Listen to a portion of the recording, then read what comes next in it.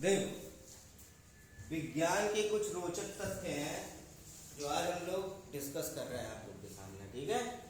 तो पहला क्या है, प्रकाश को सूर्य की सतह से पृथ्वी तक आने में मात्र कितना लगता है, 8 मिनट 17 सेकंड। सूर्य पृथ्वी से कितनी दूर है, अनुमान लगा सकते हो? हाँ?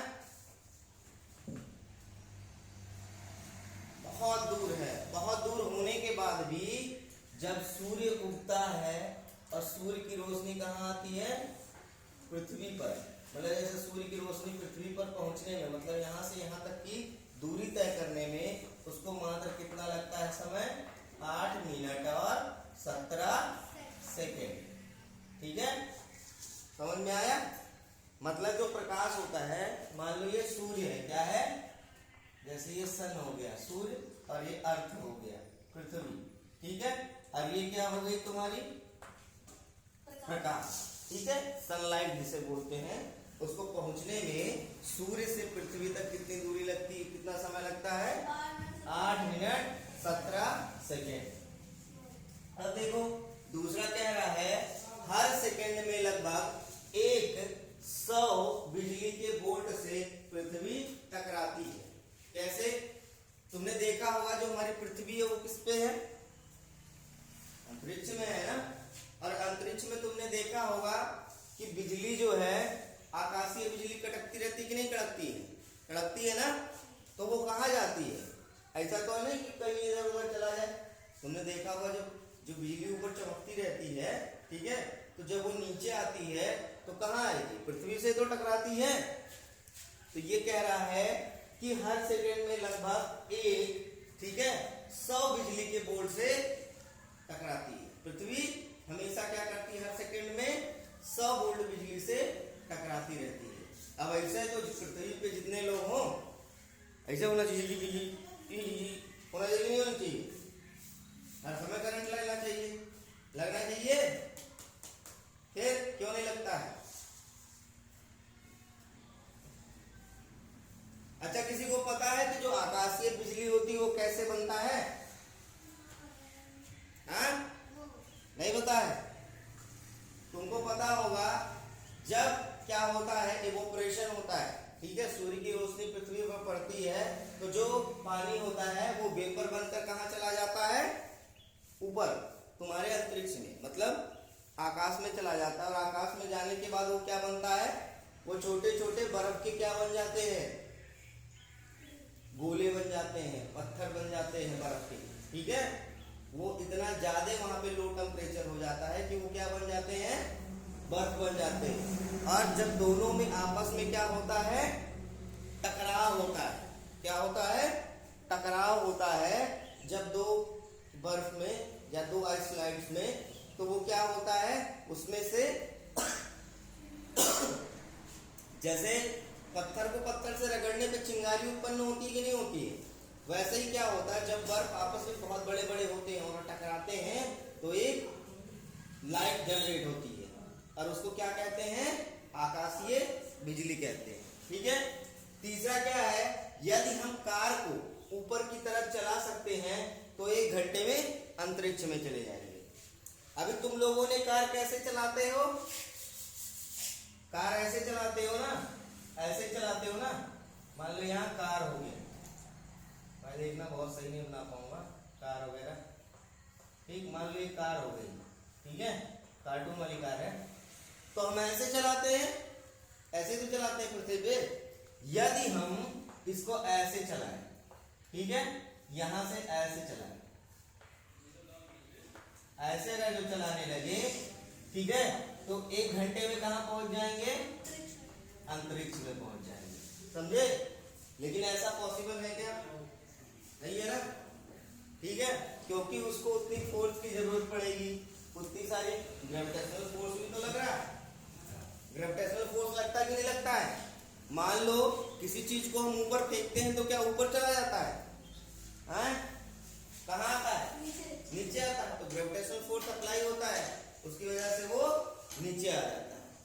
तो ये कह रहा है कि अगर जो कार को हम कैसे ले जाएं, ऊपर की तरफ चलाते हुए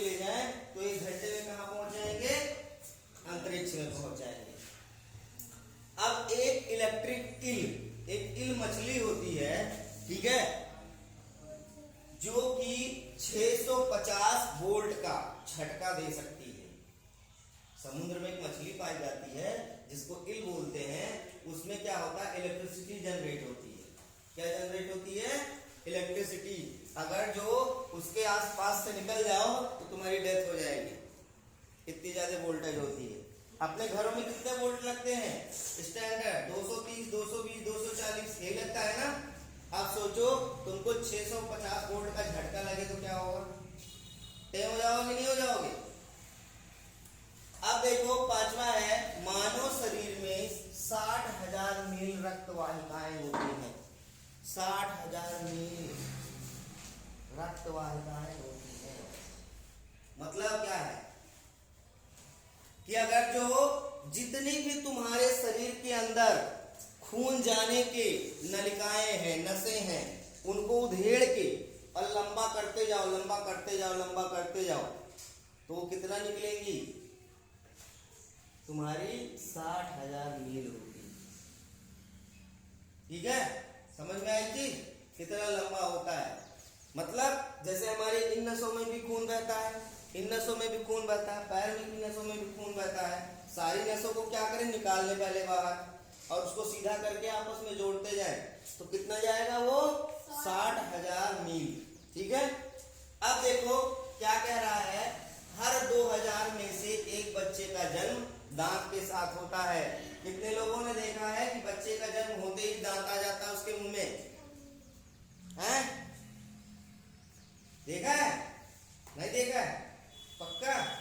लेकिन साइंस हमारा कहता है कि जो 2000 बच्चे जन्म लेते हैं उसमें एक बच्चा जब जन्म लेता है तो उसके पास ऑलरेडी दांत होता है। ठीक है, अब देखो क्या कह रहा है।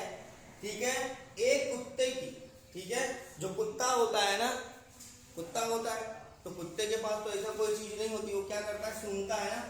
और हमारे अंदर भी क्या होती है? स्मेल की पावर होती है कि नहीं होती है?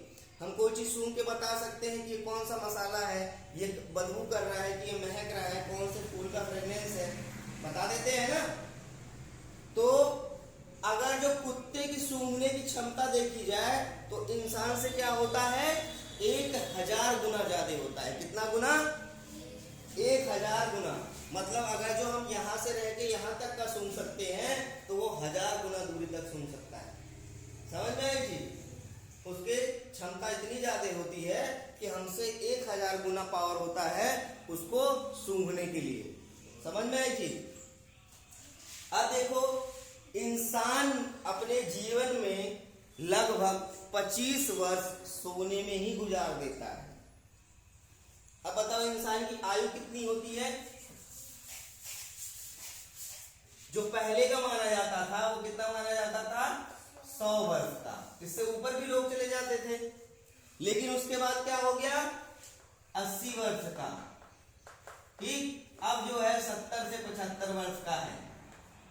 ठीक, अब 75 वर्ष में तुमने क्या किया? 75 वर्ष का मान लो तुम्हारा उम्र है तो तुम 25 वर्ष लगभग सो के बाद बिता दिए। सिर्फ 50 वर्ष जो है जगे और उसमें जो भी काम किए, है कि नहीं है?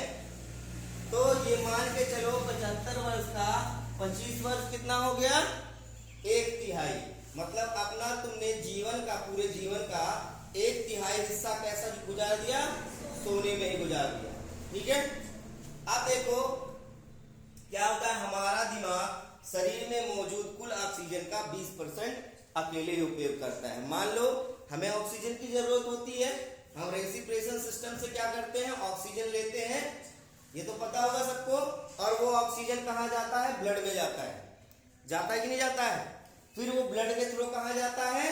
सर्कुलेट होके जहां जहां ब्लड जाता है वहां वहां पे ऑक्सीजन का यूज होता है।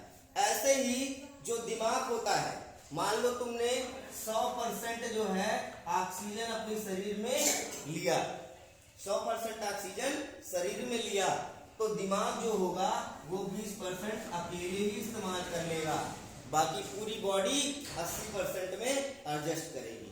ठीक है, क्लियर है सबको?